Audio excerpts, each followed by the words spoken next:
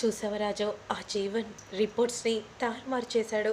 అవును అమ్మాయి గారు, చూశాను. ఇదంతా చూస్తుంటే ఖచ్చితంగా హారతికి భర్త, ఆ పాపకి తండ్రి ఈ జీవనే ఉన్నాడు.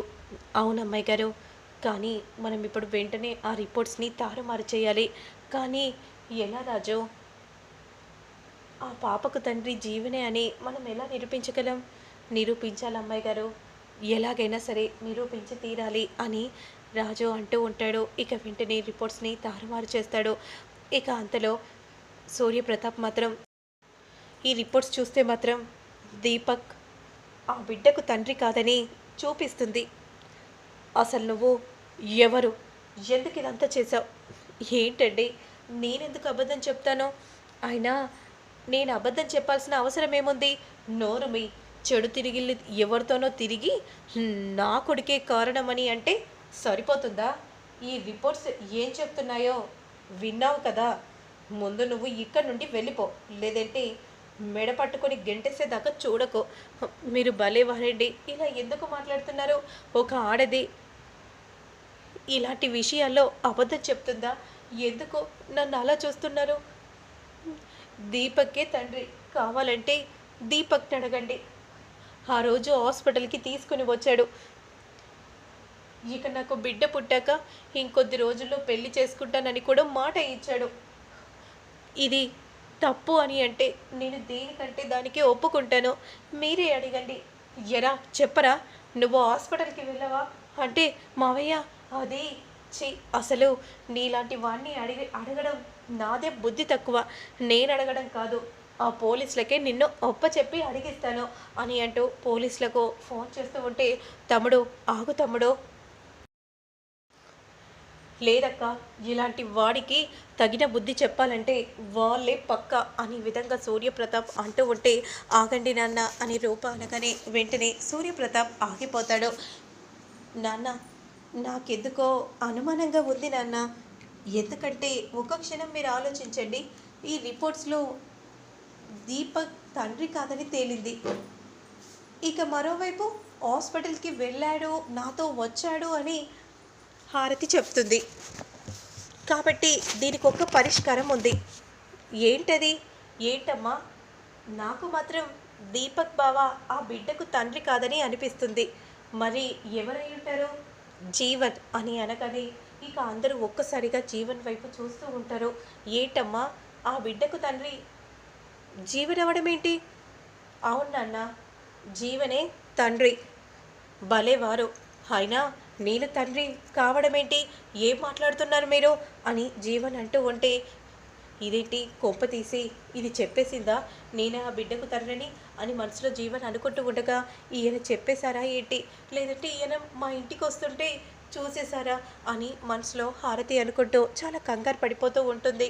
లేదు, ఆయన ఎవరో నా బిడ్డకు తండ్రి అవడం ఏంటి? అసలు ఏం మాట్లాడుతున్నారు మీరు? నేనేమైనా అక్రమ సంబంధం పెట్టుకునే దానిలా కనిపిస్తున్నానా? చెప్పండి అని కోపంగా అడుగుతూ ఉంటే, ఏంటి ఆ రోజు నీ దగ్గరికి వచ్చి మరీ నీ బిడ్డ మెడలో తన గొలుసును బిడ్డకు వేశాడా లేదా? కావాలంటే జీవన్నే అడగండి నాన్న అని అనగానే, చెప్పు జీవన్, నువ్వు ఇంటికి వెళ్ళి నీ మెడలో ఉన్న చైన్ని వేసావా అంటే, వేశాను అని అనగానే అందరూ షాకింగ్గా చూస్తూ ఉంటారు. ఎందుకంటే ఎవరికి ఈ విషయాన్ని చెప్పకని ఇష్యూ అవుతుందని, కావాలంటే ఈ చైన్ ఇస్తానని చెప్పాను, మెడలో వేశాను, అంతే తప్ప మరే ఉద్దేశంతో కాదు. అవును అంతే, మరేం లేదు అని హారతి అంటూ ఉంటే, సరే అయితే అలాగైతే డిఎన్ఏ రిపోర్ట్స్ రేపు ఎలాగో వస్తాయని మనకు డాక్టర్ వచ్చి చెప్పారు. మరి నువ్వెందుకు హాస్పిటల్కి ఎందుకు వెళ్ళావు? ఆ డిఎన్ఏ రిపోర్ట్స్ని ఎందుకు తారుమారు చేసావు?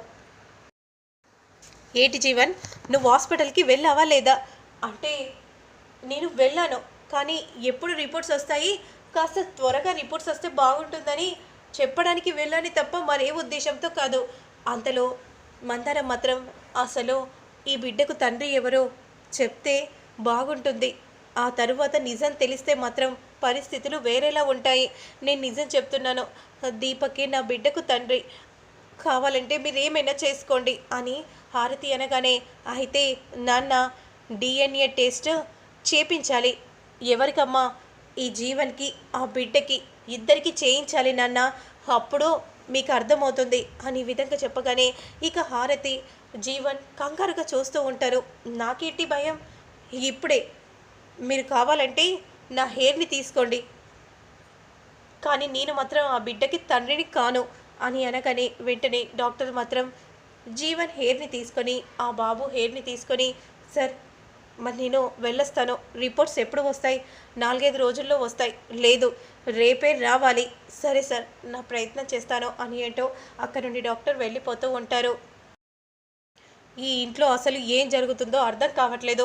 ఇంకెప్పుడు కూడా నువ్వు ఇలా హాస్పిటల్ వెంట తిరగకు, అసలు ఏమవుతుంది ఏంటి అనేది ఏం అర్థం కాకుండా పోతుంది అని అంటూ సూర్యప్రతాప్ కోపంగా అక్కడి నుండి వెళ్ళిపోతూ ఉంటే, వీడేంటి మమ్మీ మన వెనుక ఉండి మనకి గోతి తవ్వడా ఏంటి అని దీపక్ అంటూ ఉంటే, అంతలో జీవన్ దగ్గరికి వచ్చి, ఏంటి దీపక్ అయినా నువ్వు ఇలా చేయటం కరెక్టేనా? నువ్వు హాస్పిటల్కి వెళ్ళి డిఎన్ఏ రిపోర్ట్స్ ఎందుకు మార్చాలని చూసావు? ఏంటంటే మీరు నా దగ్గరికి వచ్చి ప్రాధేయపడ్డారు, నేను వెళ్ళను అని నువ్వే చెప్పావు కదా, కానీ ఆ తర్వాత ఆలోచించాను ఆంటీ, అందుకే వెళ్ళానంటీ డిఎన్ఏ రిపోర్ట్స్ తారుమారు చేయడానికి.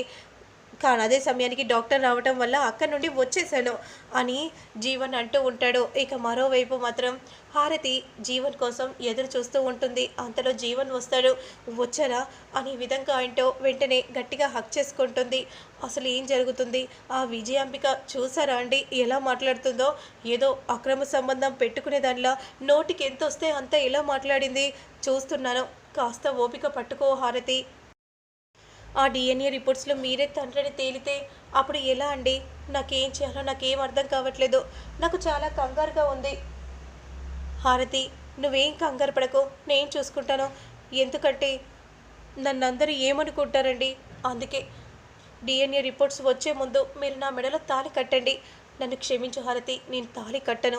ఎందుకంటే ఆ డిఎన్ఏ రిపోర్ట్స్ మార్చేస్తాను, లేదంటే డాక్టర్కి డబ్బులు ఇచ్చైనా మార్చుతాను అని మనసులో జీవన్ అనుకుంటూ ఉంటాడు. సరే హారతి, నువ్వు చెప్పినట్టుగానే చేస్తాను, గంట ముందైనా సరే నీ మెడలో తాళి కడతాను, సరేనా? సరే అనే విధంగా అంటూ ఉంటుంది. లేదంటే ఎవరైనా నన్ను మాట అంటే నేను బ్రతకలేనండి, నేను చూసుకుంటాను అని అంటూ ఇక వెంటనే అక్కడ నుండి వెళ్తూ ఉంటాడు. నన్ను మాత్రం 2-3 రోజులు డిస్టర్బ్ చేయకంటూ. మరోవైపు మాత్రం, అమ్మ ఏంటమ్మా, ఏం జరుగుతుందమ్మా, ఇంట్లో ఏం జరుగుతుందో నాకేం అర్థం కావట్లేదు, కేవలం నిన్ను చూసే ఆ జీవన్ గారిని భరిస్తున్నాము, ఇప్పటికైనా చెప్పమ్మా ఏమైందమ్మా అని అంటూ ఉంటే, అవునమ్మా చెప్పు. అంతలో చెప్పు పింకీ అని అనగానే, నన్ను క్షమించు పెద్దనాన్న, నన్ను క్షమించు అని అంటూ కాళ్ళ మీద పడుతుంది పింకీ.